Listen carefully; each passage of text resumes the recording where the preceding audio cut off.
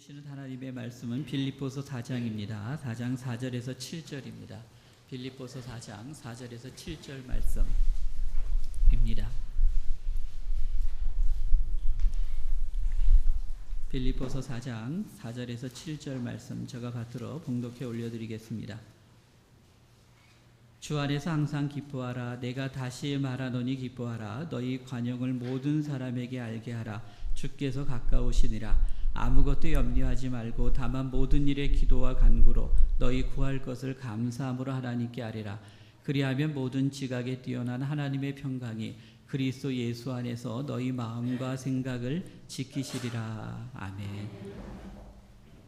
한 사람이 억울한 살인 누명을 쓰고 프랑스령인 남미의 가이아나 섬에 갇히게 됩니다. 하지만 몸은 갇혔지만 이 사람의 마음은 갇히지 않았습니다. 그는 끊임없이 탈출을 시도합니다. 첫 시도가 실패해서 2년을 독방에서 보내게 됩니다. 하지만 포기하지 않고 다시 탈출을 시도합니다.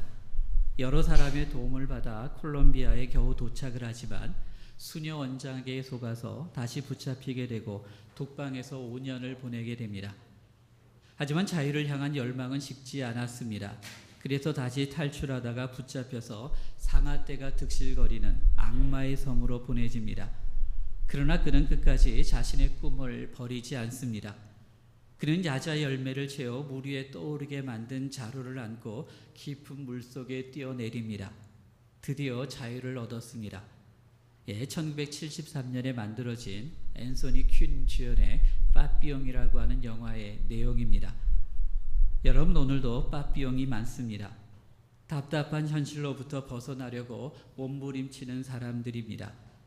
사람들은 여기에 행복이 없다고 판단할 때 그의 삶의 감옥에서 탈출하려고 시도를 합니다. 감옥 문이 열리기만을 간절히 기도하고 또 사모합니다. 왜 사람들은 길을 쓰고 감옥 밖으로 나가려고 합니까? 그 이유는 감옥 안에 있으면 불행하고 감옥 밖에 있으면 행복하다라고 생각하기 때문입니다. 그러므로 감옥 밖에 있는 사람은 웃고 감옥 안에 있는 사람은 웁니다. 이건 너무나 당연한 이야기입니다. 그런데 오늘 우리는 그 당연한 이야기가 무너지는 것을 볼 수 있습니다. 오늘 본문 4절을 같이 한번 읽어보겠습니다. 4절입니다. 주 안에 내가 다시 말합니다. 여러분, 사도 바울은 지금 기쁨을 말하고 있습니다. 그런데 우리가 이 말씀에 주목하는 이유가 있습니다. 그것은 사도 바울이 빌립보 서신을 쓸 때 저 역시 감옥에 갇혀 있었기 때문입니다. 그가 감옥에 있었음을 보여주는 구절들이 있습니다. 1장 7절에 보면 매임이라고 하는 단어가 나오고 있습니다. 또 13절은 이렇게 말씀하고 있는데요. 같이 한번 읽어보겠습니다. 이러므로 나의 매임 시위대 안과 그 밖의 모든 이러므로 나의 매임이 이렇게 말씀하고 있습니다. 아마도 그는 시위대 즉 군부대 안에 있는 감옥에 갇혀 있었던 것으로 보입니다. 여러분, 한번 생각해 보십시오. 감옥 안에 있는 사람이 감옥 밖에 있는 사람에게 기뻐하라 라고 말하는 것이 상식적으로 맞습니까? 오히려 감옥 밖에 있는 사람들이 감옥 안에 있는 바울에게 낙심하지 말고 기쁘게 지내십시오라고 위로해야 되는 것이 맞지 않습니까? 하지만 분명히 감옥 안의 바울이 감옥 밖에 있는 사람들에게 기쁨을 이야기하고 있습니다. 저는 이 시간 우리의 상식으로 설명할 수 없는 바울 속에 충만했던 그 기쁨, 그래서 감옥 밖의 사람들에게도 전해지기를 원했던 그 기쁨이 우리의 모두의 기쁨이 되었으면 좋겠습니다. 우리도 이 편지를 읽으면서 놀라지만 이 편지를 받았던 당시에 빌립보 교인들은 얼마나 놀랐겠습니까? 그들의 느낌은 우리가 지금 느끼는 기쁨과 비교할 바가 아니었을 것입니다. 특히 그들 중에 누구보다 감동을 받은 한 사람이 있었습니다. 거기엔 사연이 담겨져 있었습니다. 본래 그는 빌립보 감옥을 책임진 간수였습니다. 어느 날 그가 당직을 서던 깊은 밤에 바울과 실라가 심하게 맞아 피투성이가 된 채 착고의 제5개에 들어왔습니다. 간수는 그들을 감옥에 가두었습니다. 알아보니 저들이 갇힌 이유는 이러했습니다. 바울과 실라는 빌립보에서 전도하다가 귀신 들린 한 여종을 고쳤습니다. 그런데 이 여자의 신분은 점을 치는 종이었습니다. 주인은 대단히 화가 났습니다. 그 이유는 그동안 귀신 들린 여종이 점을 쳐서 많은 돈을 벌었는데 귀신이 나가 쫓김을 당하고 종이 온전해지자 이제 점을 치지 못해 물질적인 이익을 누릴 수 없었기 때문이었습니다. 주인은 바울과 실라를 고발을 합니다. 고발 이유는 이 사람들이 우리가 도저히 받아들일 수 없는 풍속을 전한다라고 하는 이유였습니다. 관원들은 전후 사정도 알아보려 하지 않고 바울과 실라를 심하게 매질한 후에 착고에 채워 감옥에 던졌습니다.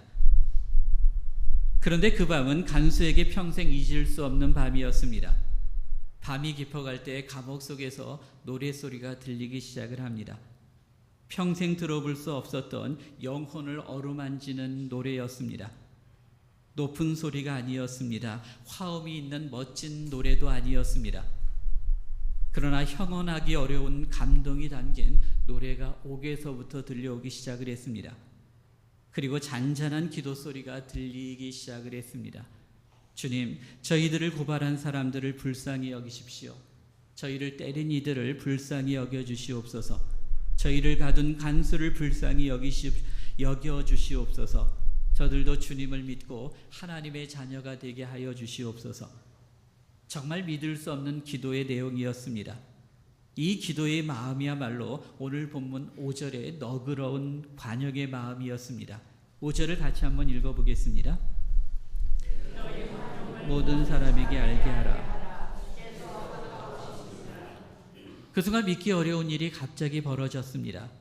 갑자기 감옥이 흔들리면서 옥문이 열리고 죄수들을 잡아맨 착고가 풀렸습니다. 간수는 혼비백산했습니다. 죄수가 도망하면 자신의 목숨으로 대신하는 것이 당시의 서슬시퍼란 법이었기 때문입니다. 그는 맥이 풀려 칼을 빼어 자결하려고 했습니다. 그때 음성이 들렸습니다. 내 몸을 상하게 하지 말라. 우리가 다 여기에 있노라. 그 순간 그는 완전히 새로운 세계를 보았습니다. 감옥문이 열렸지만 그대로 앉아있는 이상한 사람들, 그것도 너무도 평온한 모습으로 아무 동요도 없이 마치 옥문이 열린 것을 모르는 듯이 착고가 풀린 것도 모르는 것처럼 그대로 있었습니다. 아니, 저들은 어찌하여 그대로 있었는가? 감옥은 그들에게 있으나 마나한 것이었습니다. 감옥에서도 저들은 평안을 누렸습니다. 그들에게는 감옥이 없는 거나 마찬가지였습니다. 이것이 바로 본문 오늘 6절에서 7절입니다. 같이 한번 읽어보겠습니다. 다만 모든 일에 구할 것을 감사함으로 하나님께 아뢰라. 그리하며 하나님의 평강이 그리스도 예수 안에서 지각이 뛰어난 하나님의 평강이 그들의 마음을 붙들어 주셨습니다. 간수는 자신이 한 번도 경험하지 못한 새로운 세계와 만나고 있었음을 알았을 때 저는 바울과 실라 앞에 무릎을 꿇었습니다. 선생들아, 내가 어떻게 하여야 구원을 얻으리이까? 바울이 조용히 말을 합니다. 주 예수를 믿으라. 그리하면 너와 내 집이 구원을 얻으리라. 그날 그의 가족 전체가 예수님을 믿고 세례를 받고 빌립보 교회의 핵심 교인이 되었습니다. 자, 이제 우리의 상상력을 동원해서 빌립보 교회로 한번 들어가 보겠습니다. 어느 날 바울이 보낸 편지 빌립보서가 옥에서부터 들어왔습니다. 사람들이 귀를 기울여 바울의 편지를 듣습니다. 주 안에서 기뻐하라. 내가 다시 말하노니 기뻐하라. 이 대목에 이르렀을 때 교인들이 술렁이기 시작을 합니다. 아니, 바울 선생님은 감옥에서도 우리 보고 기뻐하라고 말씀하시네.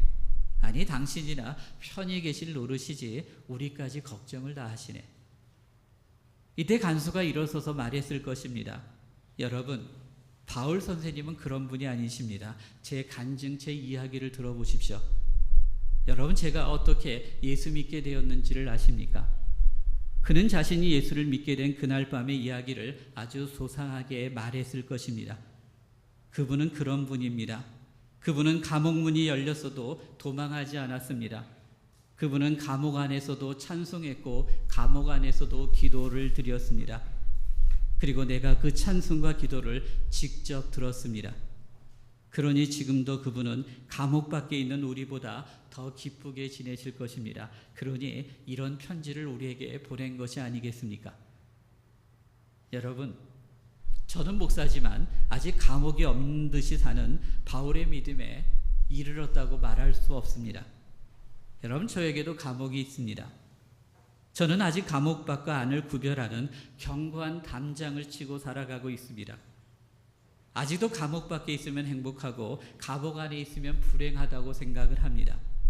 이 무서운 이분법을 아직 완전히 돌파하지 못했습니다. 하지만 저만 그런 것은 아니라고 생각이 됩니다.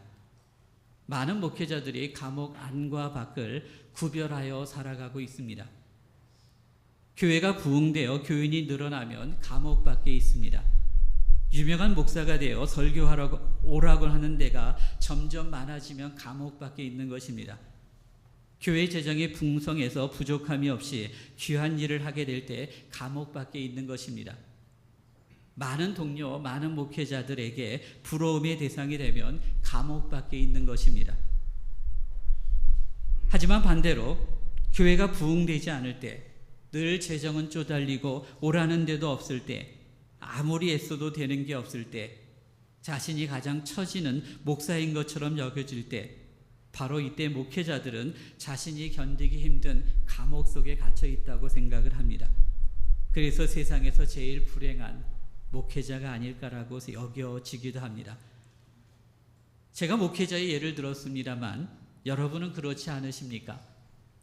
여러분도 작은 곳에 감옥 밖과 감옥 안을 하루에도 여러 번 오고 가고 있지는 않습니까? 소위 성공했다고 할 때 사람들은 감옥 밖에서 자유를 누립니다. 그러나 실패했을 때 감옥 안에 갇힙니다. 사업이 잘 될 때, 하는 일이 번창할 때 감옥에 밖에 있습니다. 행복해합니다.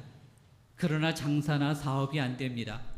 하루하루 살기가 왜 이렇게 어려운지 모르겠습니다. 그래서 탄식하듯 말합니다. 아이고 내 인생, 이 지긋지긋한 가난으로부터 언제나 벗어날까? 감옥 안에 갇혀 있습니다. 그래서 나오는 것은 한숨이고 때론 절망일 수도 있습니다. 인터넷에서 행복이라고 하는 단어를 검색해 보십시오. 수만 가지, 수십만 가지의 행복들이 나오고 있습니다. 인터넷 서점에서 행복과 관련된 도서를 검색해 봤습니다. 무려 12,703권의 책이 나와 있습니다. 사람들은 늘 감옥에서 벗어나 뭔가 행복을 찾기를 원하고 있습니다. 여기서 우리는 사람들의 감옥을 보게 됩니다. 사람들은 성공하고 건강하고 돈이 넉넉하고 부동산, 좋은 자동차 등이 있으면 감옥 밖에 있다고 생각합니다. 하지만 건강하지 못합니다. 물질도 부족합니다. 내세울 것이 없다면 자신은 스스로 감옥 안에 갇혀 있다고 생각을 합니다.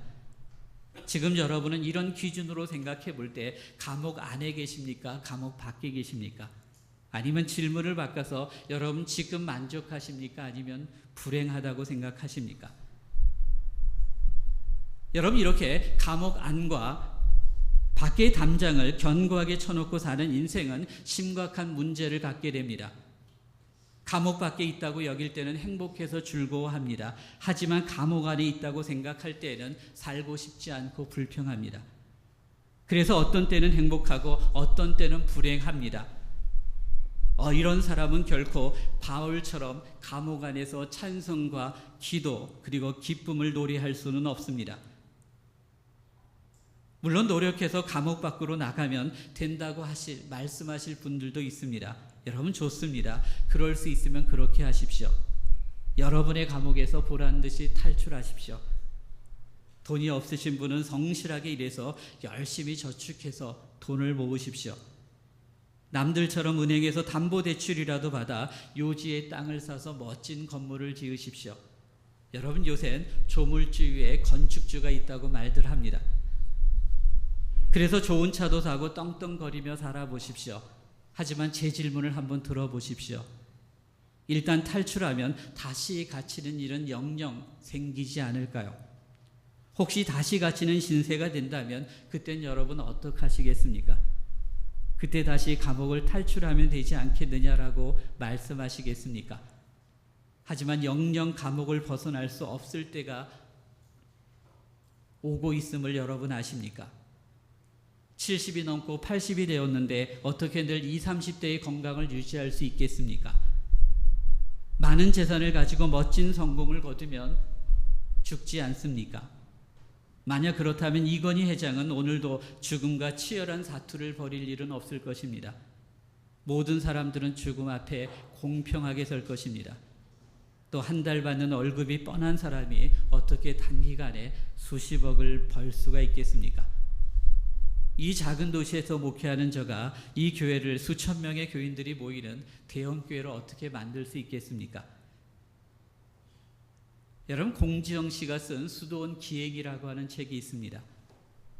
이분이 독일을 여행하는 중에 바이에른에 들렸습니다. 여기는 독일에서 가장 잘 사는 나라고 먹을 것도 풍부하고 돈도 많은 지역이었습니다.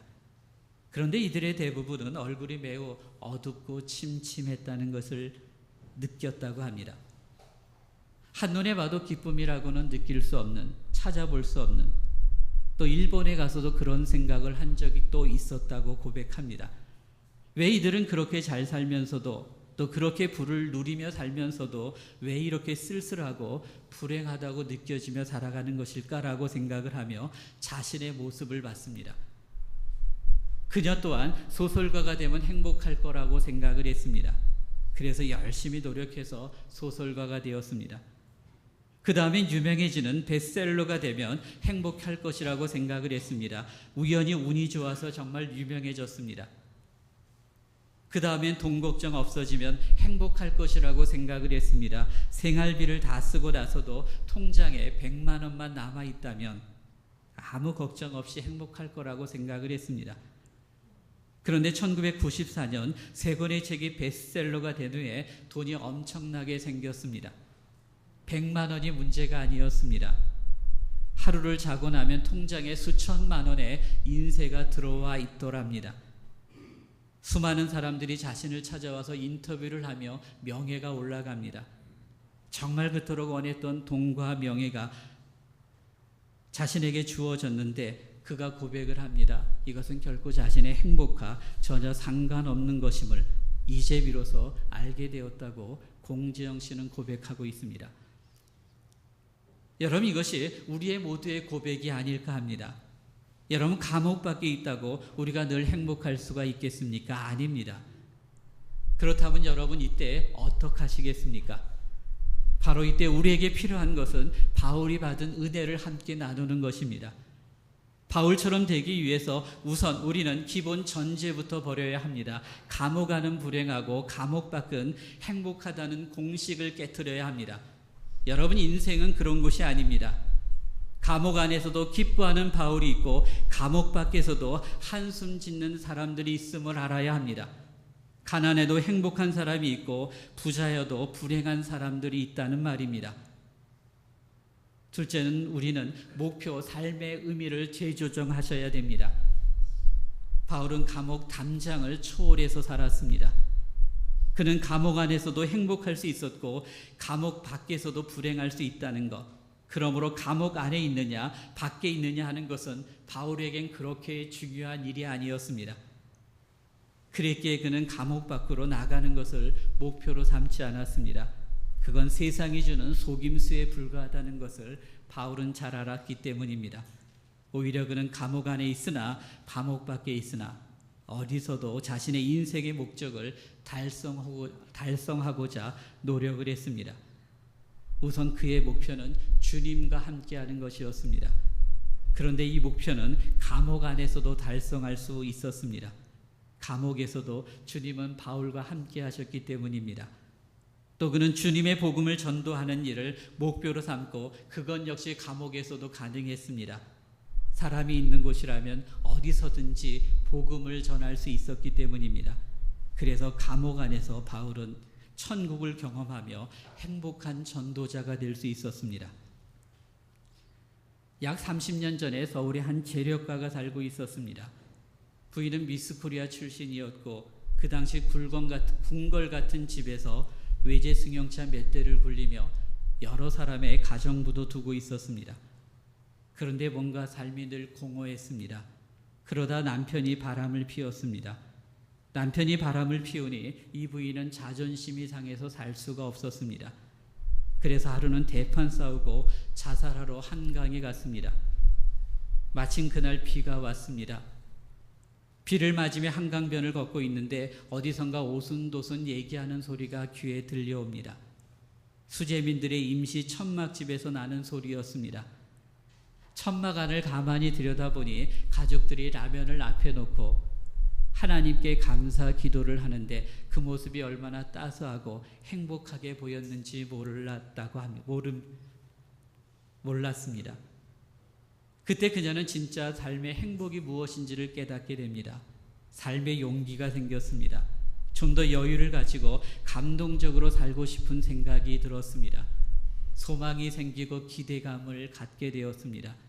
곧 집으로 돌아와 그 다음 주일에 그녀는 교회를 찾았고 예수님을 영접을 했습니다. 그리고 1년 뒤에 남편도 자기 아내의 삶이 변한 것을 보고 같이 예수님을 믿고 행복한 가정이 되었다고 합니다. 여러분, 감옥 아니냐, 감옥 밖이냐가 중요하지 않습니다. 중요한 것은 오늘 내 안에 예수 그리스도께서 거하시는가라고 하는 것입니다. 주님과 동행하고 있느냐입니다. 그러면 여러분 부족해도 상관없습니다. 여러분 천막 안에서 라면 앞에서도 감사가 절로 나옵니다. 그 은혜가에 감격해서 모이기 메이는 것입니다. 하지만 주님이 안 계시면 구중 궁궐 속에 온갖 별미를 먹어도 그것은 감옥과 다를 바 없습니다. 여러분 속지 마십시오. 여러분의 생각을 바꾸십시오. 감옥 밖으로 탈출하려고 애쓰는 대신에 감옥 안에서도 예수님과 함께 행복을 자족하는 비결을 배우십시오. 주님과 함께 감옥을 천국으로 바꾸는 성숙한 그리스도인들이 되십시오. 또 감옥에서도 할 수 있는 일들을 발견해 보십시오. 여러분 가난해도 할 수 있고 병들어도 할 수 있습니다. 힘들어도 할 수 있는 인생의 목표를 설정해 보십시오. 바울처럼 어디서나 주님과 동행하는 사람이 되려는 목표를 가지십시오. 어디서나 진실한 사람이 되고자 하는 기도의 제목을 가지십시오. 어디서나 말씀의 사람이 되려는 영혼을 쫓는 하늘에 속한 사람이 되고자 하는 소망을 가지십시오. 리더스 다이제스트에 실린 짤막한 한 토막의 이야기를 소개하고자 합니다. 북미 지역의 한 시골에서 있었던 일입니다. 외딴 어느 산골에 요한이라는 남자와 베티라는 아내가 그리고 그들의 어린 두 자녀와 함께 살고 있었습니다. 요한은 일주일에 한 번 정도는 멀리 떨어진 마을에 나가서 장을 보아야 했는데 먼 길이라 일주일에 한두 번 정도는 꼭 마을로 가서 자고 돌아와야만 했습니다. 그러던 어느 날 아주 무서운 끔찍한 일이 생겼습니다. 남편이 시장을 보러 간 뒤에 아내는 빵을 굽기 위해 우선 장작부터 쪼개야만 했습니다. 그녀가 뒤뜰로 나가 도끼와 큰 통나무 하나를 집어드는 순간 통나무 더미 속에서 큰 독사뱀 한 마리가 갑자기 그녀의 넓적다리를 물었습니다. 그녀는 직감적으로 이제 끝이구나, 죽을 것이다 라고 하는 사실을 알았습니다. 그런데 이 상황에서 그는 죽을 것이라는 것을 생각하면서 절망하거나 울부짖는 것이 아니라 뱀의 독이 온몸에 퍼질 동안 그 짧은 시간에 무엇을 해야 될까를 생각을 했던 것입니다. 우선 남편이 돌아올 때까지 아이들은 살아 있어야 했기에 그들이 먹을 빵을 구워야 되겠다고 생각이 미치자 정신없이 아궁이에 불을 지피며 빵을 굽기 시작을 합니다. 때는 뜨거운 여름이라 햇살은 따가웠습니다. 몸에 점점 힘이 빠지고 눈앞이 흐려졌습니다. 그녀는 큰아이에게 조심스럽게 말을 합니다. 이제 곧 엄마는 아주 오래 깊은 잠을 자게 되니 동생을 잘 보살펴 주어라. 그리고 빵과 우유도 잘 먹이고. 그녀는 마지막으로 자기가 할 수 있는 모든 일에 최선을 다하려고 미친 듯이 여러 곳을 바쁘게 움직였습니다. 그녀의 몸은 땀으로 젖었습니다. 그러는 사이에 얼마나 많은 땀이 흘렀는지 그녀의 혈관에서 독이 씻겨져 나와 생명을 구할 수 있었다고 합니다. 뱀에 물려 죽게 된 바로 그 순간, 그 최악의 순간에 두려움으로 떨고 좌절한 것이 아니었습니다. 내게 주어진 최악의 환경이지만 체념하지 않고 절망하지 않았습니다. 내게 주어진 환경 속에서 내가 해야 될 일이 무엇인가를 생각했습니다. 최선의 삶을 살아가려고 노력을 했습니다. 그것이 그녀의 삶을 살린 것입니다. 여러분 아십니까? 우리 인생이 때론 감옥 안에 있다 할지라도 우리 속에 할 일이 많다는 사실을 알고 계십니까? 가난하지만 우리의 마음은 그 누구보다 부자일 수 있습니다. 그래서 많은 돈으로 감동 못 시키는 것을 여러분의 친절한 말 한마디, 따스한 얼굴 표정 하나로 사람들을 감동시킵니다. 그래서 바울은 고린도 교회 교인들에게 이렇게 말씀하고 있습니다. 같이 한번 읽어보겠습니다. 항상 기뻐하고 부유하게 하고.